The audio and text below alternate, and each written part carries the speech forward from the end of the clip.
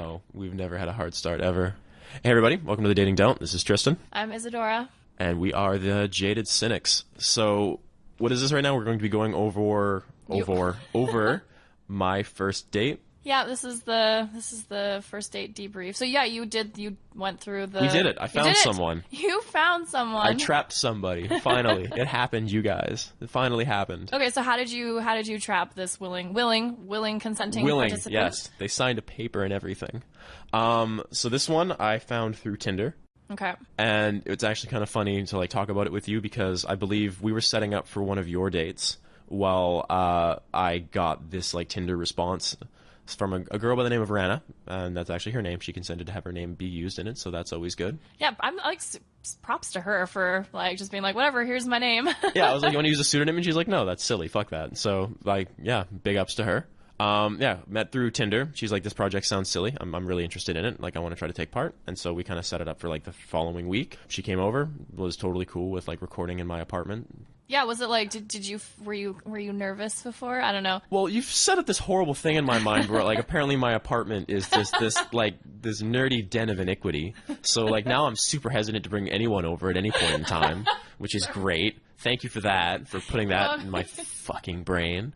But no, it was good. It had all the microphones and stuff set up, everything recorded without a hitch, which is good. I'm super worried we're going to have some sort of technical problems at some point in time during this entire process, but no, it all worked out really well. It was long. I know you've had one so far, but yeah. It was over 3 hours. Oh, they're long, aren't they? I mean, it's weird because the original study, it's you do it in 45 minutes. Each section is... I don't know how the 15. fuck. Well, it's you must be just answer, and then I guess if you don't expand upon anything that you say, you literally just give the one word answer, and then what's the point? I don't know. I think sometimes one of my questions took 15 minutes to sort of get through, so...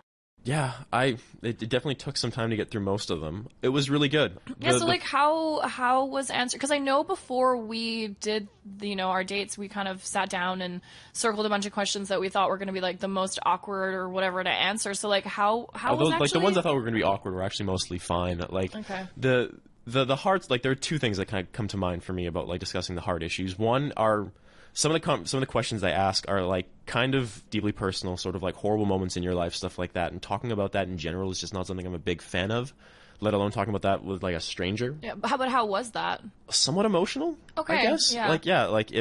You feel you're opening up and you try to forget the fact that you're also recording on a microphone while it's happening. Did you find that it was almost easier because she was a complete stranger? There was no sort of preconceived notions that you were dismantling by does that make sense?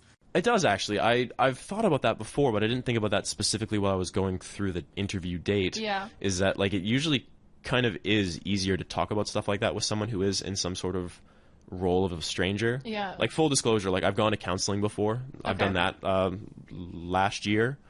For various reasons, and I thought that was always kind of easier to do, to kind of open up and talk to someone who is sort of in almost a clinical capacity, as opposed to someone who is going to be there as a friend afterwards. Yeah. Maybe in the same way, it's kind of a similar idea to that. Yeah, I don't know. It was emotional on both sides. She definitely had some stuff to talk about. We'll be putting up the interview with it as well, so I guess if you want to go through and listen to that, then you can get the full nitty gritty details. Yeah. But yeah, it was a bigger thing, or the more interesting and kind of difficult thing is a lot of these fucking questions. It's basically almost sort of a clinical version of writing a note do you like me, YN?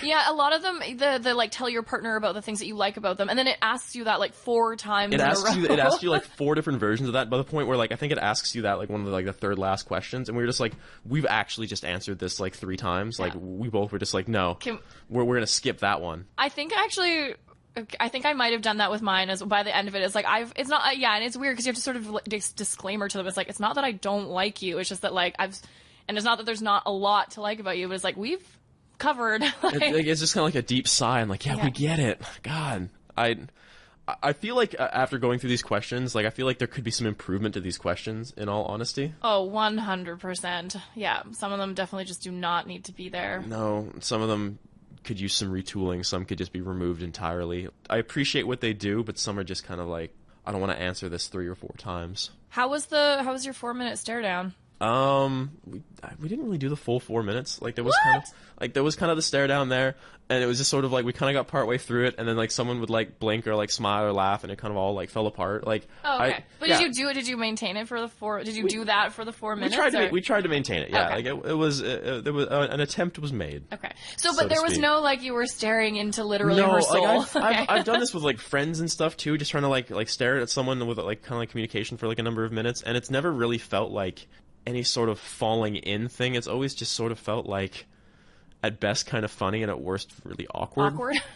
Yeah, like I guess like you've already had at least one date so far. Like how does it feel for you when you're staring at someone for a large period of time? Yeah, well, I mean, for me, the one thing that I noticed is that you can't look at both eyes at once. Like your eyes can't do it. Like, and you start switching back and forth. Yeah, you have to pick one window to the soul, basically. Like you can't, and then I don't know. Like if you stare at anything for 4 minutes, like your eyes.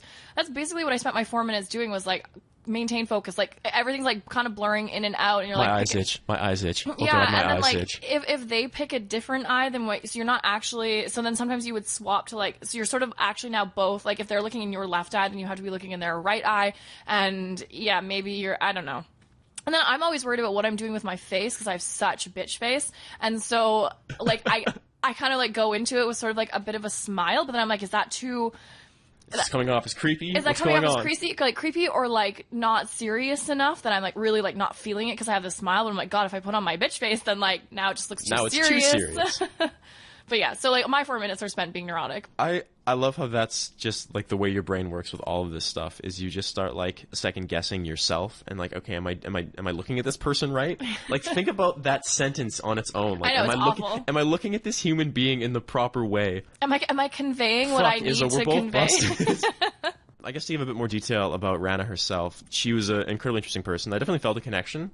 Like, I think if I had, like, met her on the street, I think I would have definitely wanted to go for, like, a coffee or a drink with her. Very smart. She's smarter than me. I can totally say that without feeling bad about it at all. She's a much more intelligent person than me. She's done some very cool shit. She did a university project that ended up getting, like, taken in by the UN, so she's done, like, a speech to the UN kind of stuff. She was working for, like, an NGO in Switzerland, I think, or somewhere in Europe for a while. Like, she's one of those people where, like, you look at your own life and you're just like, you're like, I'm recording, I don't know. Recording dating things in my living room. Yeah, like, I've written for some local websites.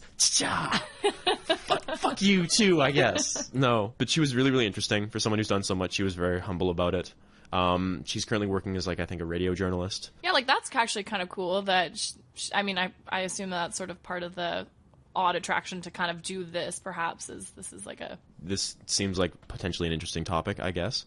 Yeah, I liked her. I didn't fall in love, obviously. Right. Like, there wasn't even anything sort of more than, like, an interest, I guess.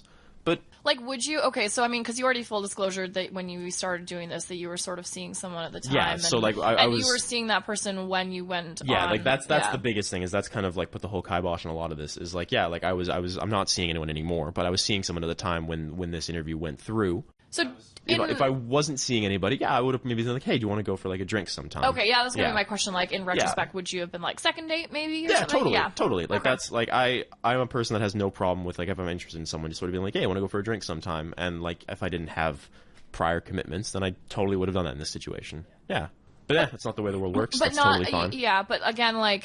I guess sort of going back to the New York Times spin on the intent of the study, like there was no real like there was no deep oh my god like now you know all my like sort of mild but secrets you like don't though that's the thing is like even after going through all these questions and like having someone listen to all of them like I don't feel like they know me as a like in a deeper way than you would after going through like 2 or 3 dates normally. Yeah, like the whole thing seems kind of busted.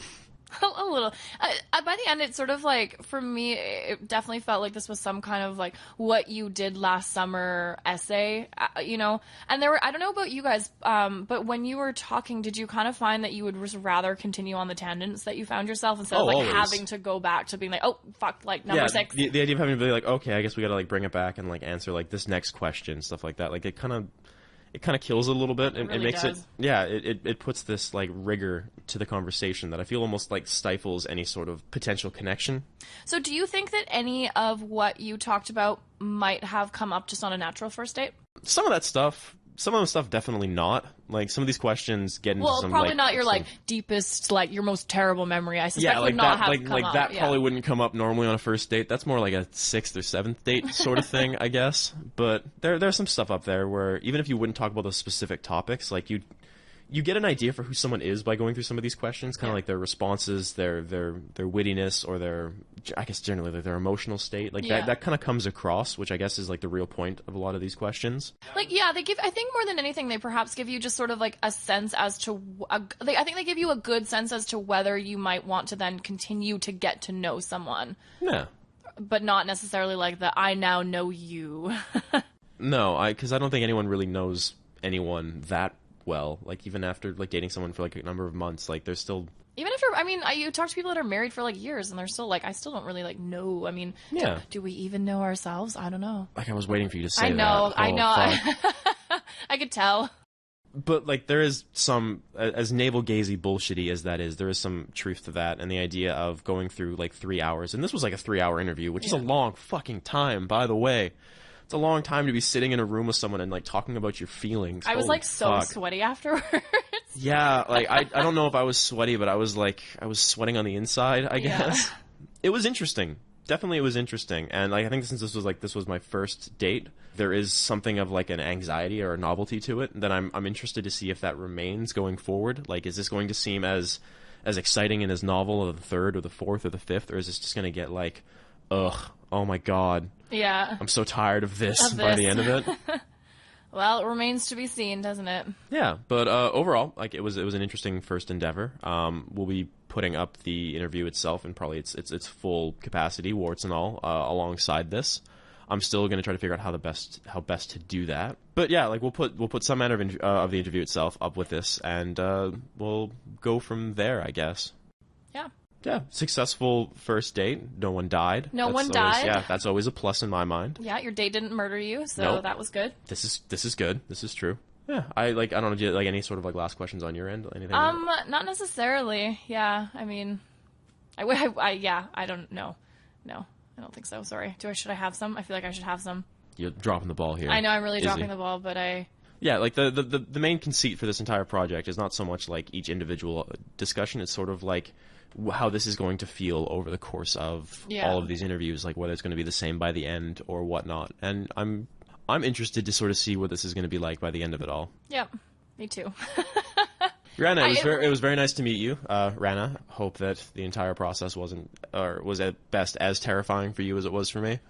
Yeah, I mean, it's hard for us to end this right now because I feel like we should be, I don't know, there should be more to talk about, but it's sort of like... there should be something, I guess, more like, more expository to this, but like, I guess that's kind of the point, is there really isn't. This is just... Yeah, that's what I was saying. There just really, like, there just isn't anything more to be like, yeah, we sat down, did these 36 questions. And like, maybe you can agree with me on this, is like, maybe there was a part of you that was hoping for something more profound. A little. That hasn't happened. Maybe it'll come up later, probably won't, but...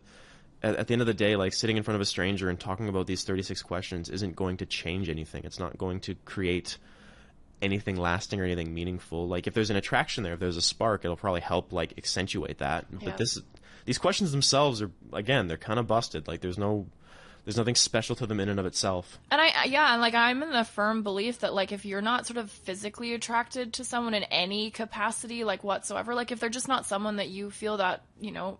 Yeah. That it doesn't matter about these 36 questions. And I mean, like, physical attraction can be like an open-ended statement too, because it's not necessarily just like, wow, you're hot. There's an intellectual attraction or like an emotional attraction. Like, those are very important as well. And any relationship I've had that has been good, it's because there's been like an intellectual attraction or an emotional attraction or, like, God willing, some mix of all three. Yeah, and if it's not there, like, who cares? You can answer the 1,000,001 personal questions. She could be gorgeous, but if I don't have anything interesting to talk about, like, I'm out. I'm out. I'm outie. And on that note, we're out. Yeah, this has been our dating one synopsis for me, Tristan. Thank you, Isadora, for sitting through this and I guess, like, facilitating the conversation, so to speak. Glad to be here. Yeah, glad all of you can join us. Yeah, we should have yours kind of going up at some point in time soon for your first, which I'm excited to hear about and discuss. Very exciting. Very exciting. So this is Dating Don't. I'm Tristan. I'm Isadora. And this is the Jaded Cynic signing out.